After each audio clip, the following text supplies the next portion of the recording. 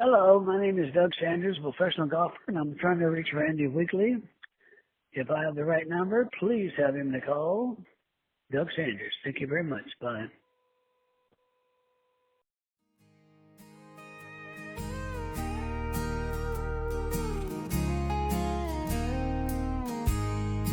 Morning dew on the rolling green, clubs in the bag, I've got a dream. From one small town to the next tee box, a life on the road, chasing drives and shots. Fairways and highways chasing the Well, happy Wednesday, everybody. I think this is the day. It's the middle of the week, and this is the Golfers Golf and Travel Show, and we want to welcome you to a golf, travel, dining, sipping, fashion, cultural experience that's beyond belief. And sitting with me is Mr. Robert Mills, certainly a world-class traveler, mountain climber, a consumer advocate in his retired life, being an attorney. And certainly he's coming over from our other show, that Things People Believe That Just Ain't So, but we have to use his talents here, and we're going to be expanding every week, talking about travel around the world. So Robert, welcome to Golfers Golf and Travel. Thank you, Randy. I'm delighted to be here and to share in the future, in these future visits with you, all kinds of crazy, wild experiences in foreign countries and on mountains. Yeah, we're really looking forward to that. Just got to touch base on golf. Of course, everybody knows this past week, Scotty Scheffler won the PGA, and sort of rendering everybody brain dead now in the world of golf, because they know if Scotty is close, he's going to end up winning. And some thoughts on that. Again, Danny Edwards, a 5-time winner on the PGA Tour, will be coming back on next week with some tips and things on his short game.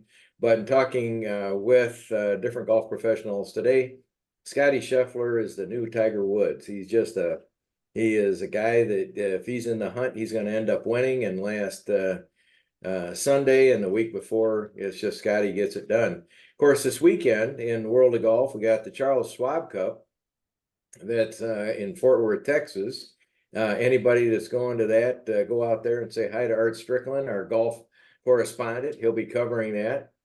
Scotty's going to be playing in that this week, and along with Daniel Berger and, of course, Jordan Spieth, who is from Texas. But that is it's an historic event. It's PGA Tour's longest running non-major since 1946, featuring a challenging par 70, 7,289-yard course. And everybody, of course, is going to be going out there and trying to see, touch, and have some interaction with Scotty.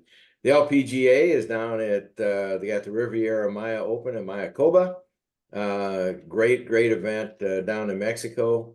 It is the LPGA returns to Mexico for the first time since 2017, and it's going to be again, the LPGA. If you haven't gone and watched the women of the LPGA, everybody should go watch them, because they hit the ball right in the center of the club every time. They're really great strategists going around the course. Their short games are second to none, and they're very easy and approachable to talk to. Senior PGA Championship is going to be in Bethesda, Maryland, and it's a major. Ernie Els returns to the site of his 1997 U.S. Open victory. Some of you might remember that. Now a prominent figure on the Champions Tour, Els reflects on his past success as he talks about different course and the recent redesign, and you can find that if you want to read about it in the Washington Post. Amateur golf, I want to remind everybody, you're going to be coming up in August. If you haven't got your applications in, you might want to do that. Right now, the U.S. Open qualifying is ongoing, getting ready for the U.S. Open in June. So this is truly an open. I used to play in U.S. Open qualifying in my playing days. I missed getting to the Open by a stroke once. Nearly had a stroke when you come that close. But they have 2 levels of qualifying. One is 18 holes, and then the second level is 36 holes to get into it. And again, they do have qualifying many different ways between now and the actual way to get into the actual invitation is very limited by the USGA. And it's going to be an interesting tournament this year because it's going to be at Oakmont, which is without question one of the hardest courses in the world. And who is it set up for to win? Scotty Scheffler. So all the money, I think if you bet $10, you might win $1. I'm not sure. It's going to be really set up for him. But travel, by the way, Memorial Weekend is upcoming. And are you traveling anywhere, Robert? Memorial Weekend, or what are you doing? I am.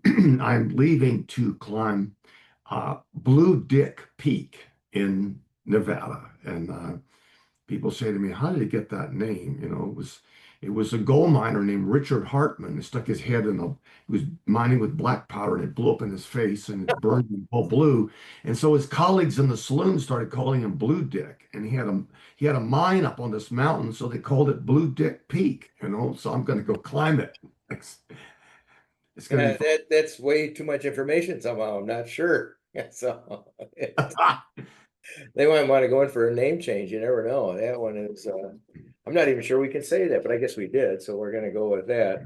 The weather in the Midwest is supposed to be really suspect, but I did pull up the top 10 spas. If you come to the Midwest, Robert, you want to make your wife happy by taking her to Kohler Water Spa in Kohler, Wisconsin. Of course, that was the site of the last Ryder Cup where we won 2 years ago. And that is truly an amazing golf destination and a golf course that Pete Dye designed right along the shoreline of Lake Michigan.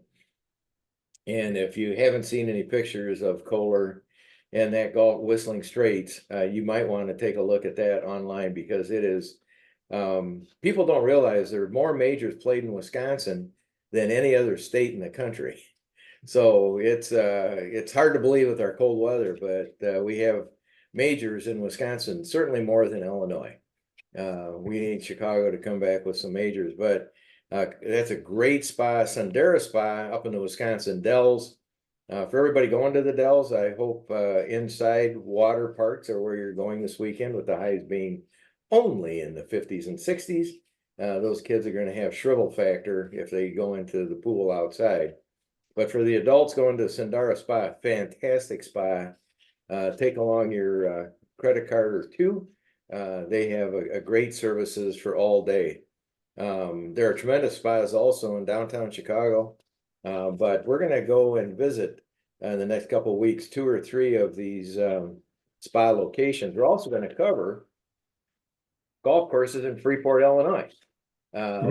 Yeah, both Robert and I have connections to Freeport, having gone to high school there, but the former country club has made a major comeback. It was saved by a family in Freeport, and they have some nice events for people, but they also have this great public golf course.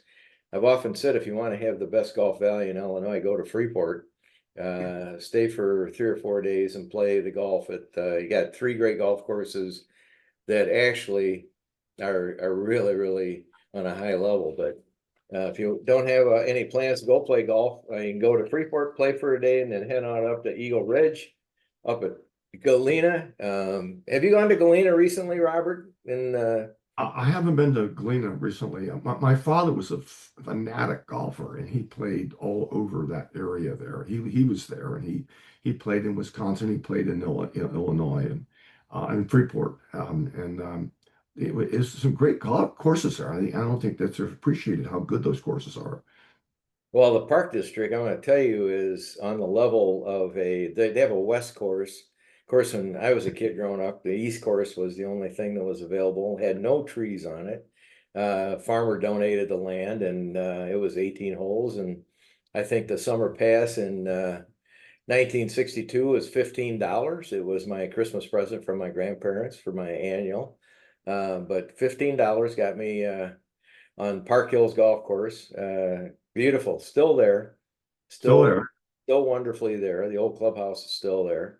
They do have a new clubhouse, but then they built this West course a number of years ago, and it is at least it's on the level of a country club on its own.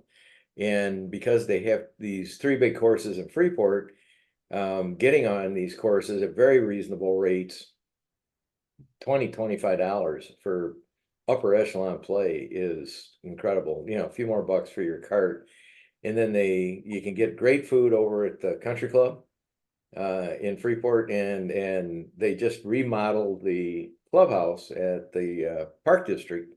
So in there, it's a run a little bit separately, but it's still the greatest cheeseburger and hamburger in the world with Mrs. Mike's potato chips. So we can't miss that. Did you ever have Mrs. Mike's potato chips, Robert? Did those ever fall under your? I don't recall that. It's No. years. Well, we're going to have to send you some because they're internationally acclaimed. They were, it was Mrs. Mike's. Yeah. Yeah. Those are iconic, and they're shipped all over the country. And as growing up as little kids, I'll have to order some. Thank you for that. you should. You have to go online. It is, they are incredible. And when I go back, we always buy about 5 pounds of them and eat them on the way home. They're just too good. So anyway, Robert Mills is now, I want to give some people some background on his travel, which I can only do in about 30 to 40 seconds. Because we have about 35 minutes. I took too much time on our golf end, but what we want to do is I want you to know that Robert has been all over the world, traveled 60 some odd countries, correct, Robert? I've been to 63 countries. 63 countries, but who's counting? Incredible. He in his twin engine plane along with his wife went on a great travel single engine plane, pressurized. Was it single engine? I thought that was twin engine plane. It was Malibu Mirage. It's pressurized. It go 25,000 feet, 250 miles an hour, 1,500 miles. Wow. Well, we had talked about that trip, not today, but we're gonna save that for the future again because it is a harrowing story. It's yeah, I flew at 1,200,000 miles. Did you really? Wow. Yeah. All over the Western Hemisphere. Wow. One end to the other. But he also is a mountain climber, who's climbed 56 of the top 57 largest in the 57 to 58. 57. Biggest base to top. I intentionally did not do the Grand Teton because of some policies they had didn't agree with, and I climbed the mountain right behind it instead. But that was a great experience to go because they took you out where you never would go, and in places that people wouldn't go. And most of the time, most of those mountains were almost never climbed. But I got them all, and it was a wonderful experience. So anyway, Robert is going to share with us today a lot of different things about his travels in climbing and hiking and walking and safety. And I can't wait for the stories to be told and unfold because if I had the legs to do it, I mean, he does it every weekend. We're both the same age, although he only looks 35 and I have all the extra years on me, but not really. Yeah, well, anyway, Robert, so what are we gonna unfold today? Where are we going? Since I'm going to be with you on these things and we're going to talk about all kinds of crazy stuff, I thought we'd start out, excuse me, answering the question I'm sure is in the minds of who is this geezer, and what is his background? How did he get, and because I know, I was retired. I did a bunch of different careers in my life. Had a securities firm with 450 brokers, and I did real estate development. I ended up with a consumer class action law firm with 19 lawyers, and this plane I flew it all over. But I started out. I'm going to talk today about my climbing career. Okay, I started out when I was 5 years old. My father took me to William B. Umstead State Park outside of Raleigh and built a campfire. We camped there. It was my first day, and I remember it to this day. And so then, excuse me, he took me in the second grade every weekend to Hawksbill and Table Rock, these mountains just outside of Morganton, North Carolina. And he and I would climb them together. And then we went to the Linville Gorge and explored limestone caves, found one out in the wilds with a big stream coming out of it and cold air. And so I ended up in Blacksburg, Virginia, and I did a bunch of stuff there, New River Cave. I used to have one of those headlamps, with carbide light, and the old miners ones. And I went a mile back in, discovered a waterfall in there, a mile under the ground. So then I ended up transferring from the University of Illinois to Cal Berkeley. After I hitchhiked out to Brooklyn, I was 19, 2,500 miles, and took a look around the Bay Area, and I said, I'm coming back to seek my fortune here. And so I transferred to Cal Berkeley, and from physics to philosophy. I had to take 20 units a quarter. I did it, graduated on time, and went to law school there. And but when I was there, right off the bat, guys said, "Hey, let's go climbing." And so I went to Mount Shasta and climbed. That's a 14,000-foot volcano in Northern California. And then I started climbing that over. And then eventually I went to Yosemite and the Sierra Nevadas. And then with my brother who came out, he and I were avid climbers, and we went all over the U.S., Western U.S., to the Tetons, the Wind Rivers, up north, Rainier, all over the peaks in the Western U.S., and then eventually Canada and Alaska. And then I went to Switzerland, and just the Swiss Alps and the French Alps, and I went down to Patagonia and southern Chile, and Argentina. And my brother lives in Geneva now, so when I go over there, we do some great stuff together. And I recently finished, as you point out, the project of doing 57 to 58 biggest base to top peaks, which was incredible things. And then I'm still climbing about 8 mountains, big ones a year. And I just did one 2 weeks ago, another one this coming weekend. And I hope to keep that up forever. I mean, I'm just keep adding, to my repertoire here. So Now, when you go out, just to let people know, are you going out on your own or with people, or what do you do? I have a couple of guys who are my climbing partners. Two in particular. I've climbed with 5 or 6 of them, and occasionally we'll rotate out. But 2 guys are really avid, and they go with me a lot. But then a lot of times, because I'm so crazy about it and do it all the time, and these guys have these frivolous things in their lives, like families and careers. Terrible. I'm kidding. Well, I had that and didn't have to take some time off. But so I go off alone a lot and do these things. I recently climbed the 3 biggest mountains, in California, Whitney, White, and Williamson, all 14ers, by myself. And I have Robert, I gotta dive into your heart of hearts here, and this might be more of a stop and start, but I don't want to wait for the questions. I mean, you're out there, you're alone, you've done this all your life, and you're climbing and you get to the top. Some of us like to play golf, down in the valleys of wherever you're going. What is it? Define for us what you feel, what you get out of doing what you're doing. I mean, what is it? Satisfaction? Is it beauty? Is it alone time, thinking time? That's a great question, What do you Randy. get? It goes to the heart of it. And for some reason, I have always felt like that, to get out there in the wilderness and camp in the wilderness and look at the stars at night, and get up in the morning and start through the flowers in the forest and go up to the meadows and the rocks and the snow, end up looking out at the whole beauty of this vast piece of real estate I'm looking at up there, and it brings me in tune and in touch with the mysteries and grandeur of the universe. And I feel it, and I'm drawn to it.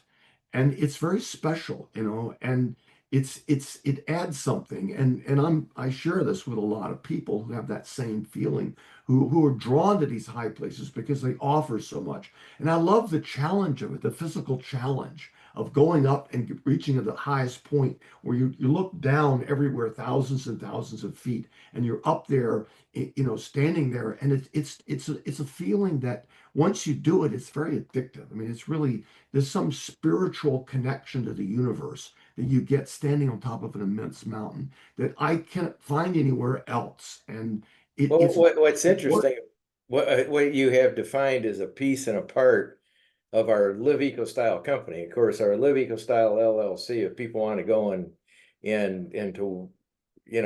to gather past interviews that I've done on Live Eco Style, I've talked to CEOs all over the world, people that line up trips for people all over the world. but now we're getting this nice insight and incredible insight from Robert. But again, what you're talking about is that essence of, and again, I've never climbed a mountain, nor will I ever. That's not going to happen in my world. If I had two good knees, maybe one bad knee, I'd be circling the mountain. I wouldn't be getting anywhere. But my grandfather, sitting out in the middle of a boat on Lake Higanza, no lights back when we didn't have the light proliferation that we have now, and sitting and seeing the same stars that you're looking at, and sitting on this big, beautiful, calm lake or with a slightly rocking boat, and on a summer night with my grandfather, the mystery and the awe of what you see above you, and of course you have the benefit of seeing everything below you. And again, that's why I got into snorkeling and diving, because I want to see what's below the surface. It is truly incredible. I mean, I can't share in the magnitude that what you've done, because it's a difficult path, literally, that you're taking. I just have to get in a boat in the middle of the night and go sit there and have the same awe. But a lot of people experience that awe, but I've always wondered, when you hear these stories of people climbing Mount Everest, which I can't imagine. I mean, just horrifying to me would be finding myself on the side of Mount Everest. But what you do, I appreciate you sharing that with us, because, and we'll get back to that, because I know there are elements of things that you take along for safety, security, cooking your food. Yes, I have some. I'll show you in a minute. All right. Well, let me stop talking and you go ahead and go. Well, let me say, I deeply respect that people, so mountain climbing is not for everybody, and it shouldn't be. And I, my wife is one of them, and she wants to stay down at the spa, and she calls what I do sleeping in the dirt.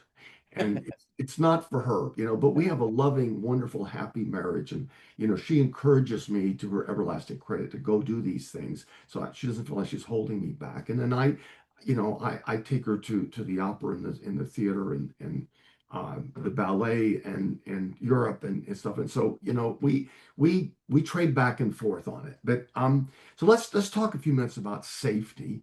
The number of mountaineering accidents in the United States is very high, and it's surprisingly high. And although it is relative to other things, I think you're 300 times more likely to be injured in a traffic accident than you are in the mountains. But still, it's a lot of numbers. And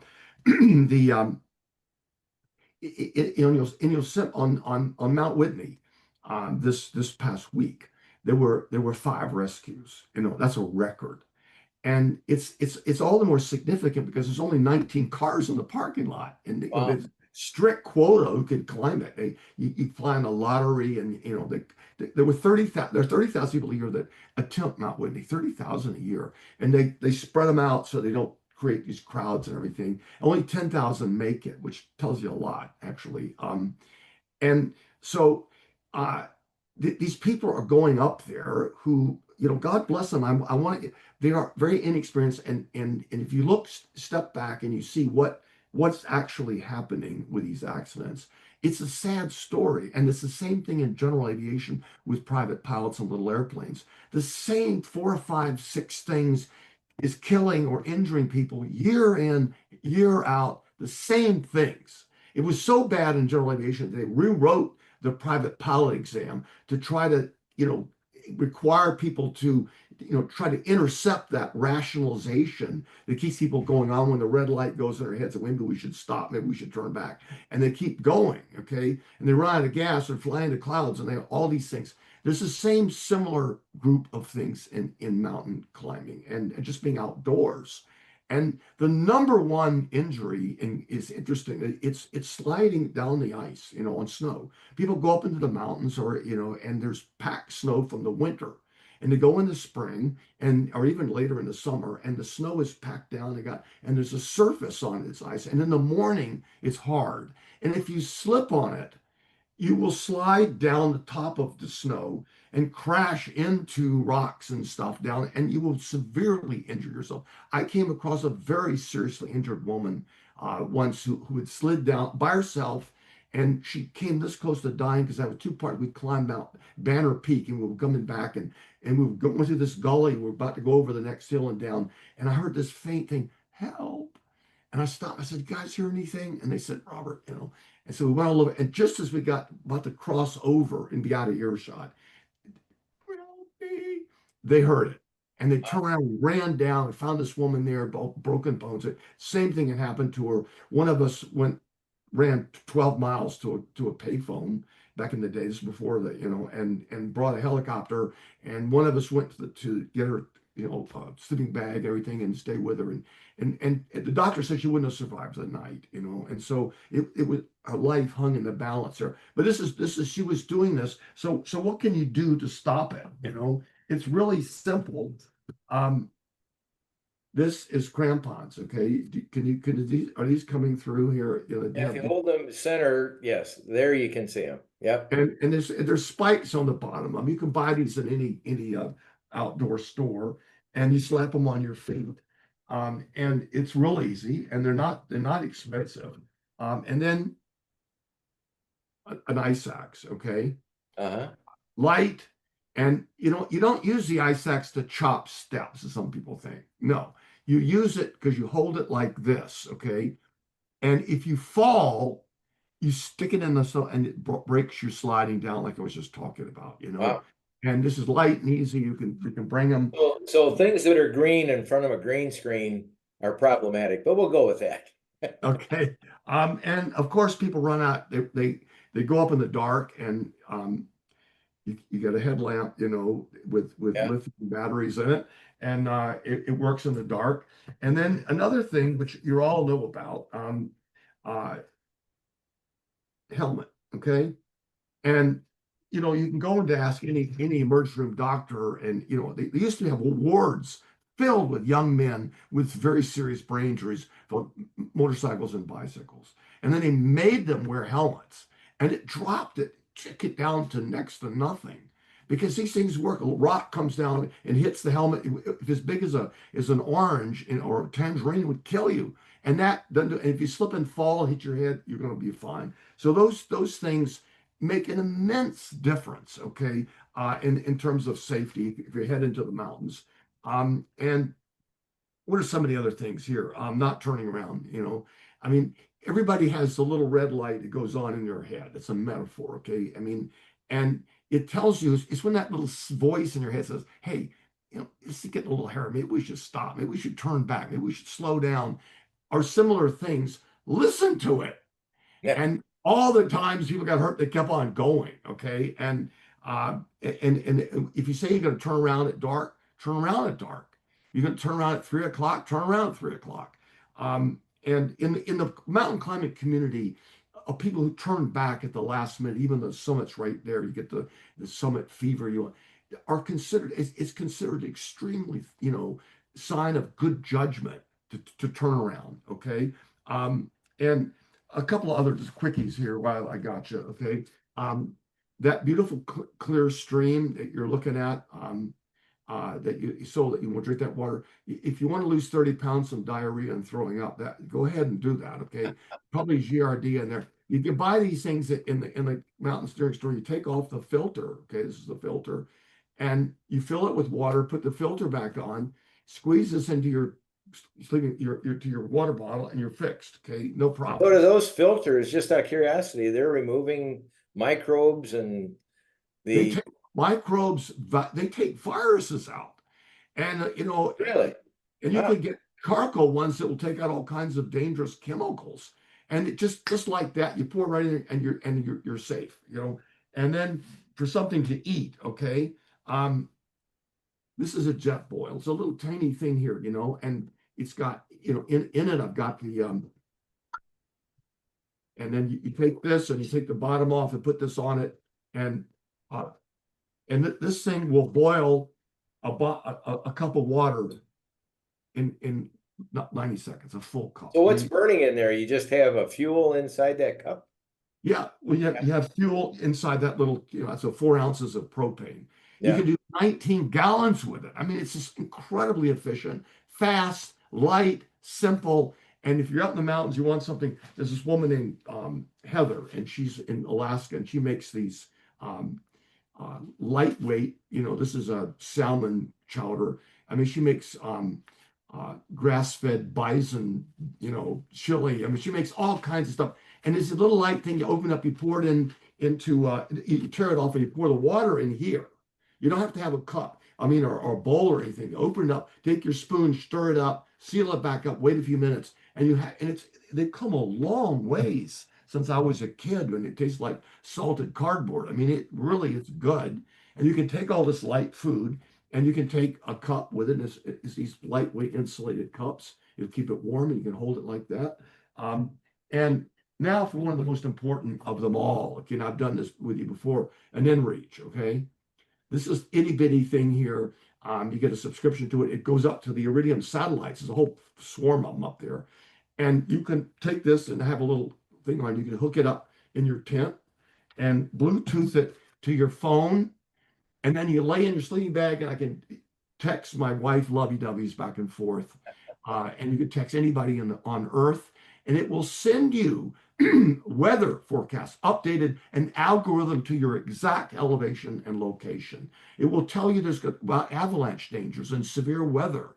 I was with a bunch of guys climbing Mount Whitney, and at 6 in the morning, and all the inReaches started beeping. And it says, avalanches, get out of there. And we all packed up and fled. And, that was 5 feet of snow and avalanches. We were long gone. And, you can have apps on your phone that will tell you where you are. Okay. Oh, and so on your phone, you probably have to have a signal to your phone, or does it come from that? Does that provide the out of cell coverage, the GPS function still works, okay, on the phone. Okay. Wow. You can't call on it, but I wanted to mention the big feature here is this red button here, okay? You push this red button, okay, and all you have to have is see the sky. You can be in a canyon, you can see the sky. It bounces up the emergency thing down to the Garmin International Emergency Rescue Coordination Center in Houston. And they have 200 people, that 200 languages there. And it's a worldwide emergency rescue system.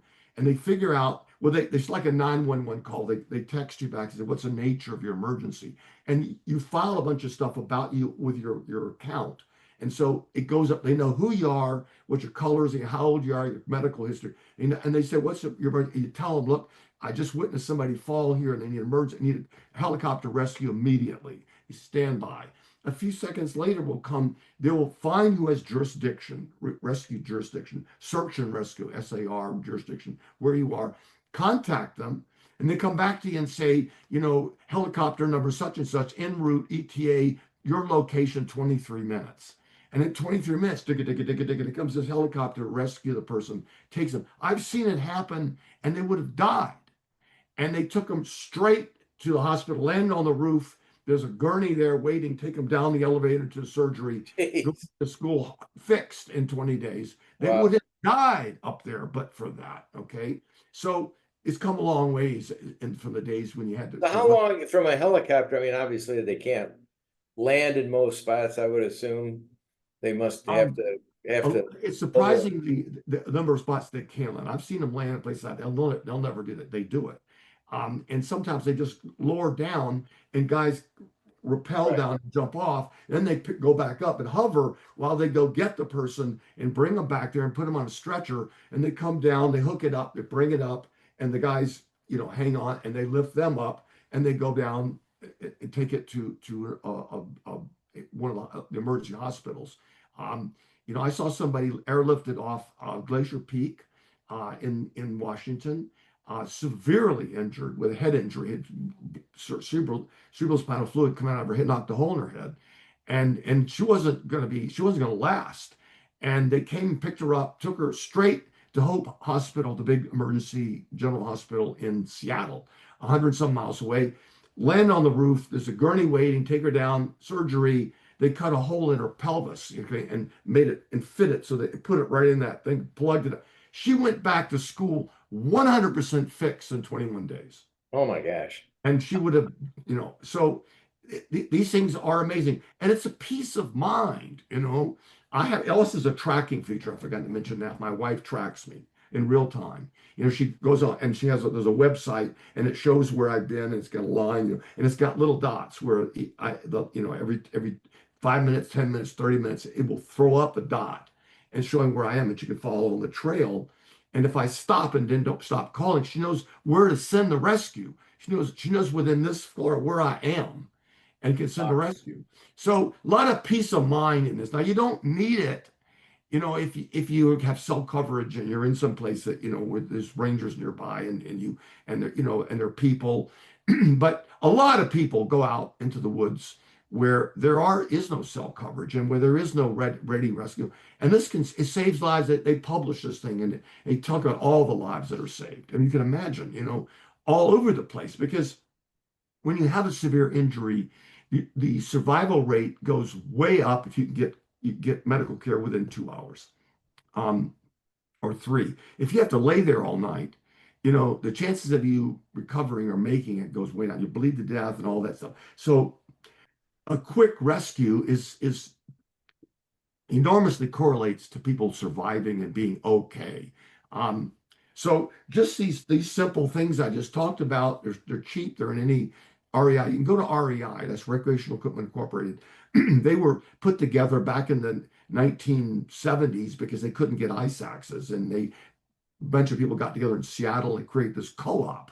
And it was so popular. I joined it in Seattle in 1974. And nobody ever heard of it in California. And they spread all over the country. There's now 6 million people in the United States that are members of the REI co-op. And you get 10% of all your purchases back, incredibly cheap. And you can go there to REI. You can order it online and go right to your door and get all this stuff. And it really makes the outdoors very beckoning. There's this wonderful, you can get a Thermarest, which is this blow-up mattress that is so insulated, you can lay right on the ice and feel like you're on an electric blanket. So, Robert, all of these things you're throwing at us, I'm going to ask you a favor here at the end of the broadcast next couple of days. We have a blog on Live Eco Style that if we could just consolidate, maybe get a couple pictures, who you are and things you've done, but also make a list of all of these things that you're talking about, because I find it fascinating. I think it's just truly great, and put it on our blog. We also have our Golfers Golf and Travel Facebook page, which we'll put the same information up on that so that you can stay connected with the people that are going to be wanting to get more information. I'll be happy to respond to them. I give history tours in San Francisco to people all over the world and different. Well, I just had come through. Did I mention the people think it's expensive to go to Hawaii? Have I mentioned a couple things about travel that going to Hawaii in the next 2 weeks? And again, I just had this come through, so I'm pretty excited about it. I had a flash that there is a package right now, 10 days in June. Is if you don't want to go mountain climbing, go to Maui. Airfare from Chicago to Maui, staying in a condo on the beach, is, I was just handed this, $1,034. That's a bargain of epic proportions. 10 days, including airfare. How is expensive, I can't live at home for that. I really can't. I think I'll escape. You can't. And I'm just escaping myself, that's all. But yeah, it's Maui Coast Hotel. And I just found out there's a tremendous, we're going to put some of these up on just for this weekend. I'm going to put them in the blog. I was just handed the 10 best places to go in the country inside the boundaries of the United States, that people can still get tremendous values leaving in 2 days. So it's the travel right now is hot. That's what we do.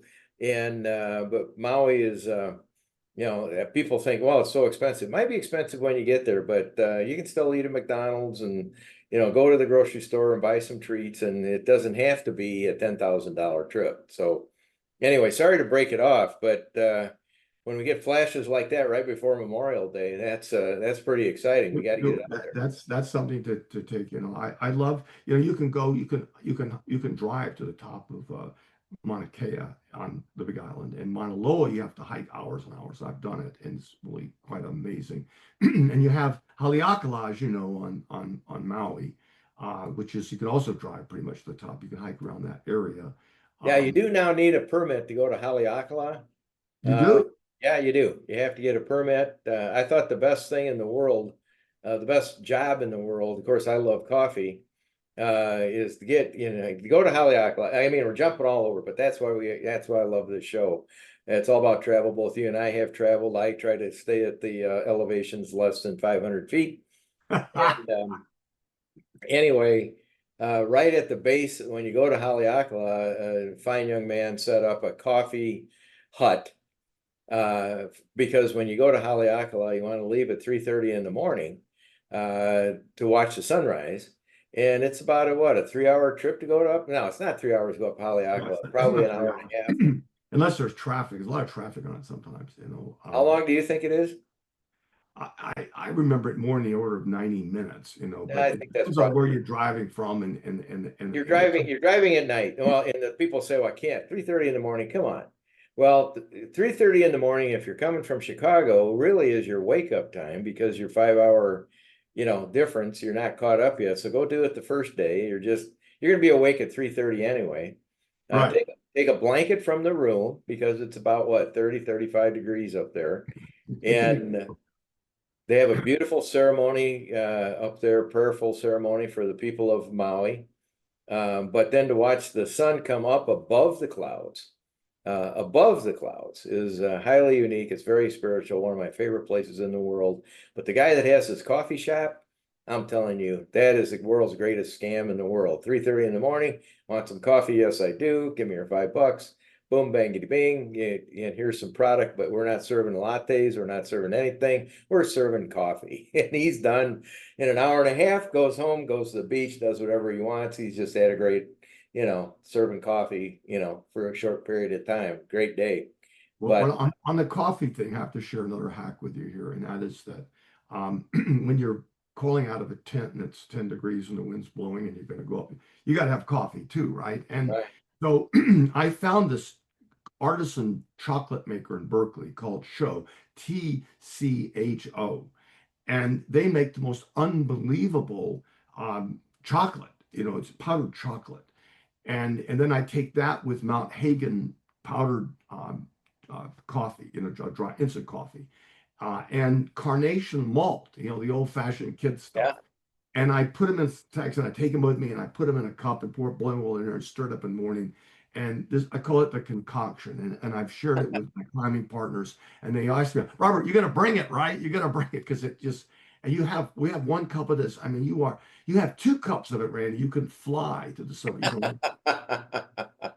Well, that's what I need. I got up this morning, so I still roast coffee, as you know, and on my own, I was sent 10 samples.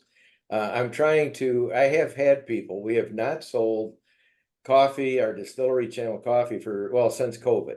COVID shut down our coffee business, but I still get calls all the time for our bourbon enhanced or wine enhanced infused coffees and different things. So I found out today, and not today, through research, that people will, if it's good, will pay almost anything for a good cup of coffee if it's really good. And to me, I believe that you have to get really good beans. And I have sourced beans now from around the world that I got in about 10 pounds of very expensive beans from 10 different countries. Actually, that's not true. I got 2 from Bali and 2 from the Big Island, which produces, of course, a lot of people know some of the best coffee in the world. yes, yes. But I had some Bali coffee, my most favorite coffee in the world. For some reason, Joanne and I were up at 4 o'clock this morning, just awake. So I fixed some coffee, normal, amount going into the net, and she says, "Oh my goodness, we were awake. We weren't wanting to wake up. Again, I feel like I have ADD. There is a great special on right now about they went down and digitized the Titanic. Have you heard about this? I think it's on a PBS channel, but just Google. They went down and with highly, I don't even, cameras, a whole new expedition down there, and they digitized everything around the Titanic. And they show this documentary more graphic detail than we've ever had before. So at 4 o'clock this morning, she had that on. I come out, I'm thinking, I'm checking on her, I'm going back to bed, and I see this. So I start the coffee. Anyway, tie it together. I have a cup of coffee that about blew my head off because it was from Bali and it was highly loaded, like thinking you're going to be shooting with a BB gun and somebody hit you with a howitzer. It was highly. One of the things I've discovered is that you can get these beans, the ones you like, you can get them, they're covered in dark chocolate and buy them in little bags, And then if you have that because you want to give a tour, or you want to get up and give a speech or something, you're not going to have to pee, And you get up and you have your cup of coffee beans and you can get that kick, without having to have the fluid go with it, Oh, And it will. They're like little sponges, and when you so the beans I have right now are very, very. If I was to sell it, let's say by the pound, it would cost nearly $85 to $90 a not a pound pound. for a pound Wow. of coffee. Might be over 100, not sure. Might by the cup might be $25 by the cup, and people are saying you're gonna serve the first $100 cup of coffee, aren't you? And I go, well, if I could, I would. But people are very interested in expensive coffee today. It's almost gone the Coffee way is of, a big thing now. yeah, You go down to these places. I mean, it's places that sell coffee. I mean, it's really a cult thing now, and yeah, and people appreciate that there's this bean is different and why it's different. It's kind of like they're starting that now. They did it with wines years ago. The wine snob thing, and I like that. I mean, and they're now doing it with olive oils. There's olive right. oils all over the world, and they're different. The varietals that they completely taste different. They look different, and that's become a big thing out here. People go, what olive oil tasting, and they have all the different olive oils from all over the world, and even in Spain, there's like multiple. And they think you're a hick if you don't know the difference between this one and this one and this one. America, it's just olive oil, And actually, when I was doing class actions, I discovered that more than half of everything in America that's for sale as olive oil is fake. It's not even olive oil. Right. It's linseed oil, which costs a tenth as much, with some green, and some of the flavor put in it, so it smells like olive oil, but it's not olive oil because it's, 1/10 the cost of real olive oil. And but that's a big thing now. People appreciating that, as is happening with coffee. People get it. Well, what's fun about this show is that we got through probably 5% of what you wanted to talk about today. It Yeah, goes so quickly. gotta have something next time, Randy. Well, yeah, got to leave them hanging. But olive oil, we're gonna talk about that for a minute. One of the steakhouses that I've featured in our magazines, and again, a little self-promotion here. We're coming out with our magazine again. Of course, we lost our great partner Rob Ladd that helped resource a lot of the stories this past year. So we took a time out from the magazine, but the next taste is coming back in digital form, and it'll be coming out around probably 1st of August. Getting ready for fall travel and a little bit flavor of the winter thing and whatever. But we've had a lot of calls to bring that back. So if people are listening and they haven't joined our craft beverage and culinary tours Facebook page, please go and join that group. Most of them are 4,200 entrepreneurs that are in that culture, distilleries, breweries, wineries, but talking about places to eat. It's a beautiful, beautiful Facebook group. We're doing an outreach to them to have them start telling their stories again for our magazine. But one of the steakhouses, the gentleman that owns the steakhouse right in my own hometown, grows his own olive trees and goes back to Greece 2 or 3 times a year. And he has the full movie of his olive oil, and he sells it, and it is true, real olive oil. And of course, that's what we want to source. What are the true things in today's world. It's a thing, Brand. I mean, Yeah, there's a cult. There is olive oils that are just they don't taste anything like what we associate as olive oils. They are right. absolutely delicious. Just a Yeah, whole different culinary intense experience. Like that's olive oil. Wow, I had yeah, no idea, you know. yeah. So you could offer that and have that. You know, I think that's coming to the U.S. It's coming to California because we have there's an olive oil cult, raising agriculture here. And you can go up into Napa Valley now and go on olive oil tasting tours. Well, Every, yeah, every up in Lake place. Geneva, there's multiple stores that have multiple olive oils, right in downtown Lake Geneva. I mean, you'd think you could go into one store and have it all, but no, you can go into multiple stores and have multiple tastes. And it's a That's a thing. new thing that's coming. It's gonna be like the wine thing, where people, all these different wine varietals. That's coming to olive oil soon, and you'll be able to go, and people will be talking about, have you tried this one? Have you tried that one? And olive oil is good for you too. That's another thing that's Yeah. Well, this is what's exciting because of course Robert hit lives out in California. They do if I had you put it this way, if I had you go to a winery every day and give us a report with the 8,500 wineries you have in California, we will complete the task 13 years, 2.5 months from now. If you did one a day.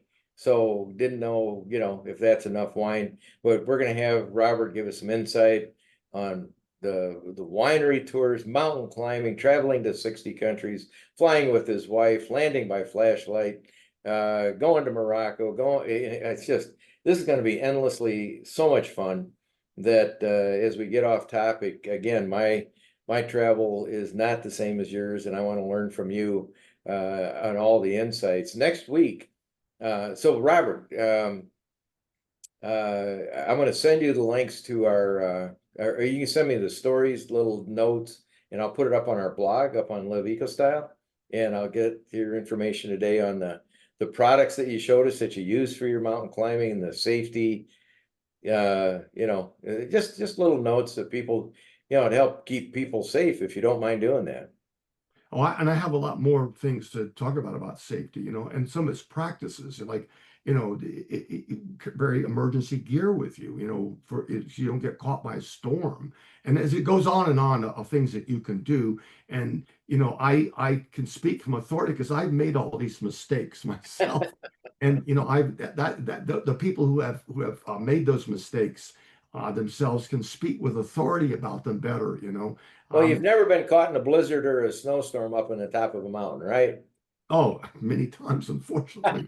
Um, and uh, and once I was caught in what happened is everything froze. It rained and it froze, and you could not walk back down because there was ice on everything. And I was forced to spend the night on top of a mountain in central Washington in the Cascades. And I, fortunately, it didn't get worse or start raining or something. I would have froze to death because it was pretty close. Uh, Wow. that teaches you a lesson in a way that makes it very memorable. Yeah. Well, I've had some memorable times catching muskie. Then those times, we can cut the line and let them go. But if you've never caught a muskie that has much desire to eat you as you to eat it, they always, when we were kids, I'm not sure this is legal. Have you ever gone fishing for muskie up in upper Wisconsin? No, I've not.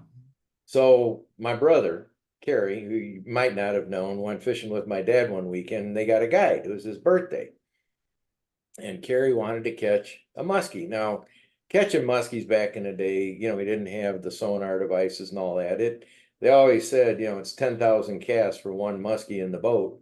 So anytime I went fishing, I took along, I was the one that, made the sandwiches and had the pop, and guided the boat, and my dad and my brother had a lot of fun. So they go up on this trip and they get a guide. And my dad, for whatever reason, one time, I find my most favorite baseball bat cut in half and a leather strap around the bottom end. And I said, why is my bat having in two pieces right now? And he says, well, I have to take along the muskie tamer. And I said, what's the muskie tamer? He says, well, when you get the muskie in the boat to stop him from kicking around biting you, you hit it in the head and knock it out. And I said, you had to use my favorite bat for that? Seriously? So anyway, my brother, my dad are on this guide trip. Never forget it. It's a Chippewa flowage. And he said they got this guide and they couldn't figure out why his Alumina Craft bottom of the boat where he sat had all these solder hole fixes in the bottom of the boat, solder points, little bubbles of solder, until they got a muskie in the boat. And he pulls out a sidearm, shoots it in the head. Of course, that bullet goes right through that muskie and right through the bottom of the boat, That's not the smartest move. Well, no, now your boat's got a leak in it. You got a muskie that, is in the bottom of the boat. And I said it was a different time way back when. But this guide says, no, the best guides always have the most bullet holes. So, and that's me. I got the most. So I don't know what we do, why we do. I think I'll pass going with that guy, I can tell you, Herman's Landing. That's a 45-year-old memory. Maybe more than that. Let me do the math. 55-year-old memory. Going back to the muskies on the wall was on the wall at Grandma Weck's for many years. But I can't wait till next week finding out more. This is going to be a lot of fun, Robert. We got the world's at our doorstep here, and we might have to do more than one of these a week because this is going to be a lot of people are going to want to have more fun with this as we go forward. So thank you for your brief input today. I'm excited. And this is Golfers Golf and Travel, of course, with Robert Mills. Thank you very much, Robert, for everything you do. It's going to be fun. And you're going this weekend. Be safe. And what day can we hear about it next week? When I'm probably going to stay 4 or 5 days. So late next week, okay. I'll put it on Facebook. Yeah, I put them all on Facebook. You can see them. The pictures are all there. Yeah.